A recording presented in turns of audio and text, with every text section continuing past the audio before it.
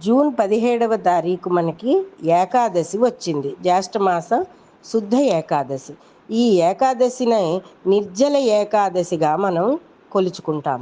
ఈ మాసంలో విష్ణువుని త్రివిక్రముడుగా మనం పూజిస్తాము.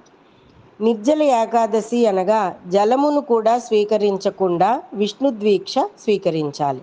ఆ రోజంతా విష్ణు పురాణము, విష్ణు భక్తిని, విష్ణు సంకీర్తనలు చేసుకోవాలి. ఆ రాత్రి జాగారం ఉండి మరునాడు ఉదయం మరలా ద్వాదశి నాడు పెసరపప్పు, పాయసం, పానకం నివేదన చేసి నెయ్యి, గొడుగు దానం చేయాలి. గొడుగు, చెప్పులు కూడా దానం చేయాలి. ఇలా చేసినట్లయినా మనకి సంవత్సరంలో వచ్చే 12 ఏకాదశుల ఫలితం కూడా మనకి ఈ ఒక్క నిర్జల ఏకాదశి నాడే కలుగుతుంది. ప్రతి ఒక్కరూ కూడా ఈ నిర్జల ఏకాదశి నాడు తగు దానాలు చేసినట్లయినా కూడా తులసి పత్రాలతో విష్ణువుని పూజించినట్లయినా మనకి విష్ణుదేవుని అనుగ్రహం లభిస్తుంది.